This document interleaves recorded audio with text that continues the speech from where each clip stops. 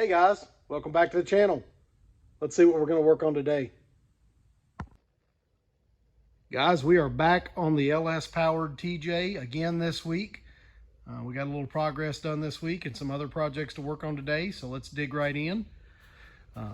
Touch base with the machine shop, still waiting on the final pieces of the pie to put that project together. The machine work's all done, pistons and things are there. Got to get that thing assembled and have that bullet ready to drop in.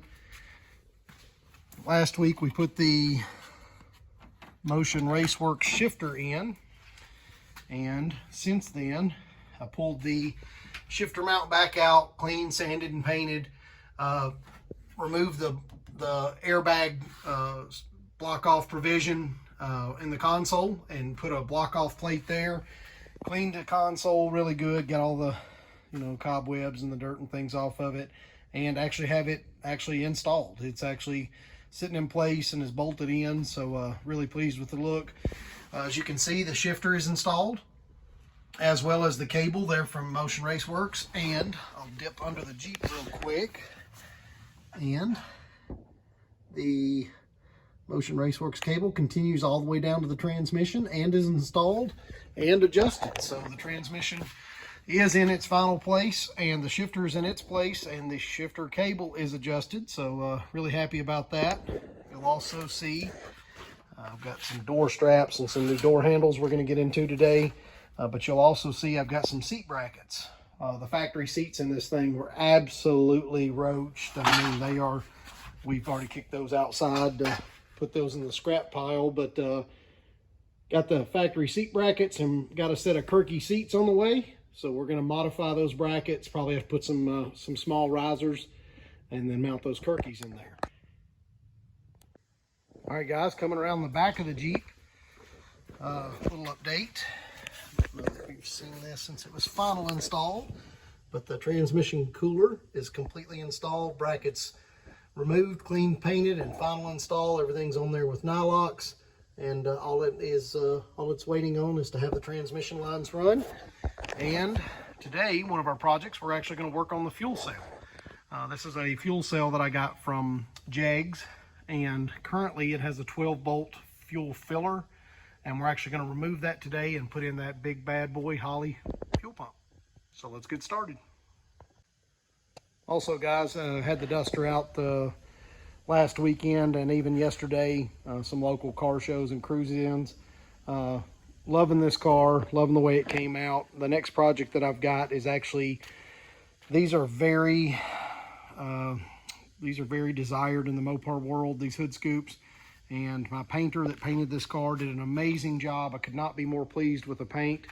But unfortunately, he's now painted this hood scoop 3 times, and you'll see some bubbling for whatever reason. This is a factory fiberglass hood scoop. You can see those imperfections. None of those were there. Every time he's painted this hood scoop, he's made it like glass, and I've actually even got a crack right here. And through talking to him, he is he's sanded it down and sanded it and sanded it. There's only so far you can sand because it's made out of fiberglass, but he's thinking that maybe that had some body repair done to it, maybe 20, 30 years ago. And maybe the body filler that they put in it, he ground down and found some, but the body filler that they had in it maybe is deteriorating with age. There's another one of those cracks. So we've kind of thrown in the towel on this hood scoop, and through the powers of eBay, found a all original, really good condition, really solid dual snorkel Mopar hood scoop. It's in fantastic condition, no cracks, no imperfections. Doesn't look like it's ever been modified or worked on. So we're going to get that over to the paint guy and get a fresh coat of black paint and some vinyl 360 call outs on the side of it and get those hood scoops swapped out. So stay tuned for upcoming videos of that. Quick glimpse of what we're working on in the shop. This week we pulled this old 4.0 out, 200,000 mile plus engine, lost oil pressure. So we've got a new one going in, a reman. Here's where we're at on the old CJ project. This Jeep now runs and drives. Got everything with the small block Chevrolet swap in it. I'm waiting on a power steering belt for tomorrow. So once we get the power steering belt on, we can fire this thing up, drive it down the street, have the exhaust ran on it. And then at that point, it's just going to be some simple maintenance like doing new rear brakes, and then this one goes home. So very excited to see this one go home. I'd fire it up for you, but it's just straight headers right now, and of course it's screaming loud. I did do the, we'll turn the key on to show you the Holley EFI screen mounted there under the dash, and really, customer's really happy. I guarantee you he's not as happy to get it home as I am to see it leave. So old CJ7 V8 swap project. It's supposedly when it leaves here, it's going to another shop, a body shop, and they're actually going to pull the tub off of the chassis and either repair the tub or replace it with a fiberglass tub. But excuse me, that's not the kind of work we do. And we got the V8 in it, running great, the 350 Chevrolet, and happy to see that one move on. And then this week's project Jeep. This one is a 05 TJ Rubicon. It only has 73,000 miles on it. The last owner had it for 18 years. This Jeep is immaculate. Got this one in, went through it mechanically, made sure everything was right. Did a frame treatment on it. It's got a 4-inch old man MU lift with a Curry rock jock sway bar. It's got a tummy tuck. This Jeep's really nice. You can tell if you know anything about TJs. That picture of the frame tells the story.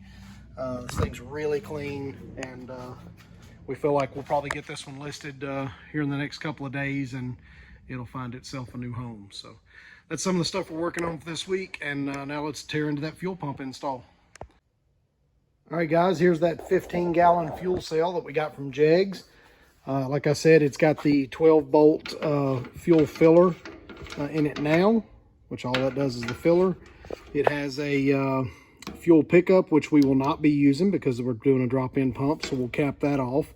It has a fuel return. We won't be using that one, so we'll cap that off.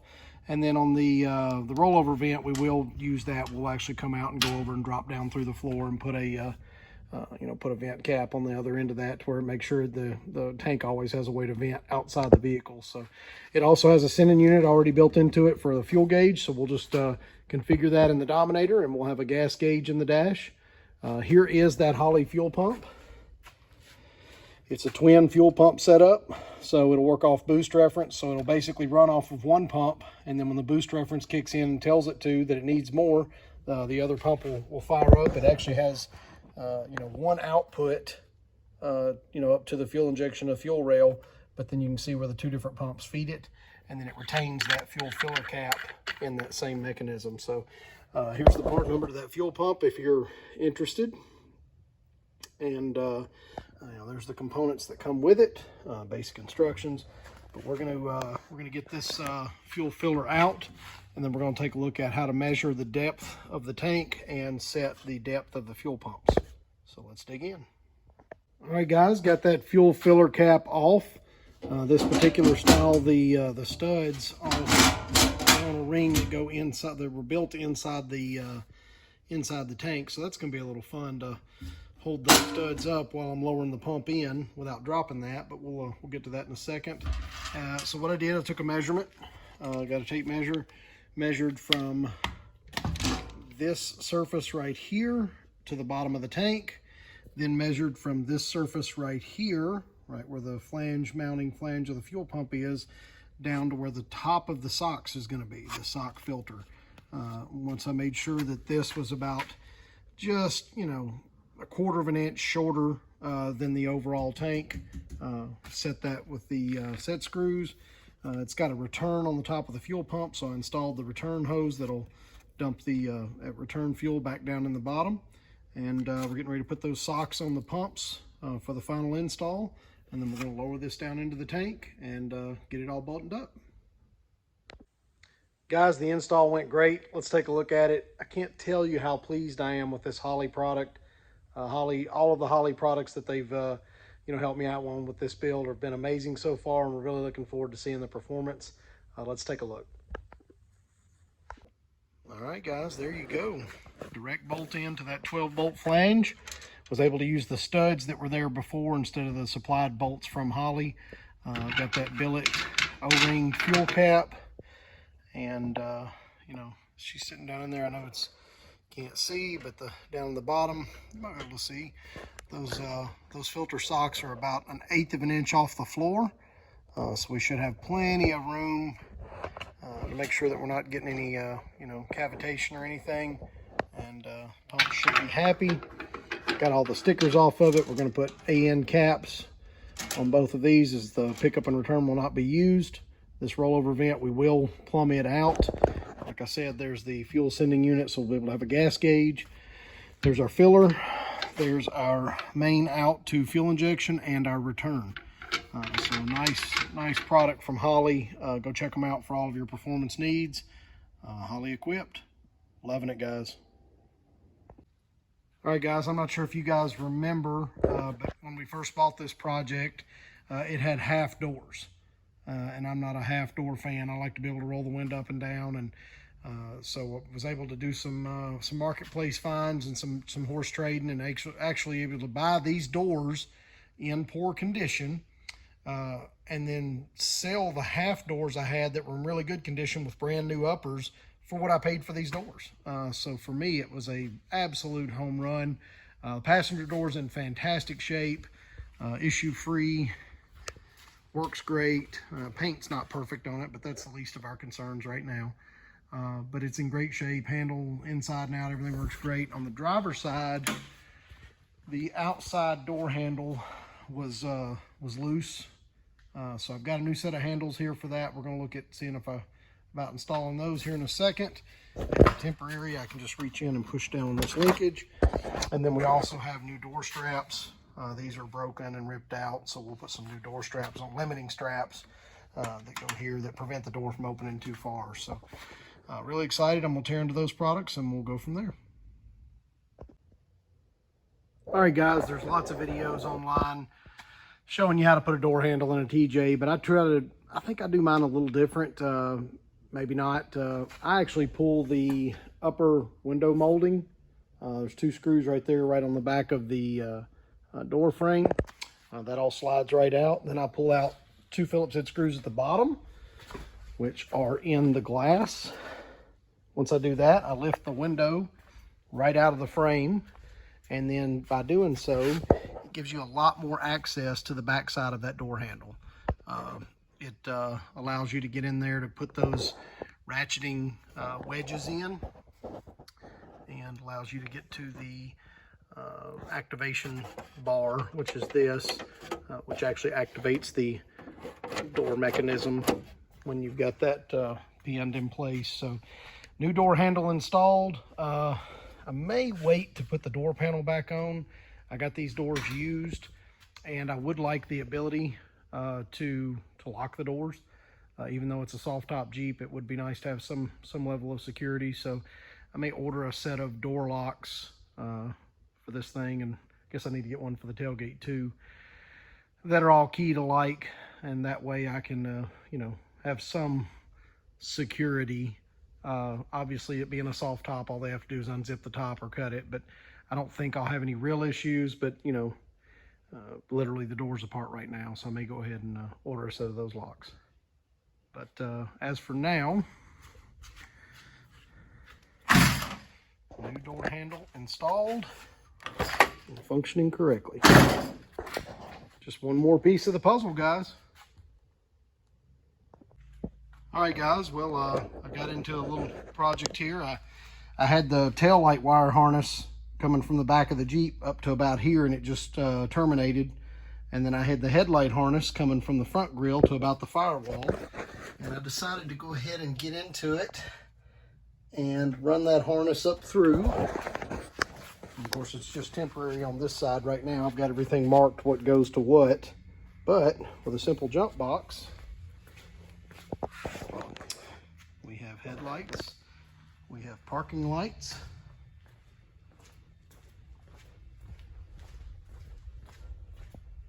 and we have tail lights. Got those metal cloak LED tail lights. So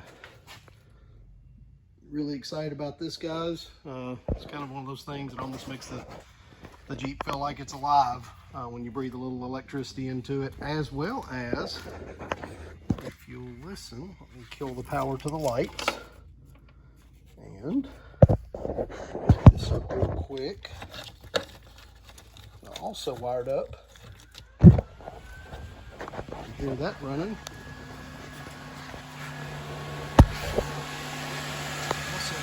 So I've already had all those wires run through the chassis. I'm actually repurposing the wires that were originally used for the third brake light on the tailgate. The wires were already run through the chassis with the main harness. So I've got that that wired up as well to its own. Of course, it'll be on its own switched hot. But another big move for the little LS Jeep today, guys. And you know, we're just one more step. Everything that we do is just one more step to getting this thing done. So just super happy, super excited, and looking forward to buttoning this project up. Hey guys, thanks for tuning in again this week. Made some more progress on the old LS TJ. This next week, we're gonna work on going and getting the whole blinker system and the horns in. So the chassis wiring is done. And then all we'll have to worry about at that point is the engine wiring and the engine management. So I appreciate you guys tuning in. Check us out every week here on YouTube. Check us out every day on Facebook.com, Richter's Off-Road Performance. Check us out on TikTok at Richter's Off-Road. Appreciate it, guys. We'll see you next week.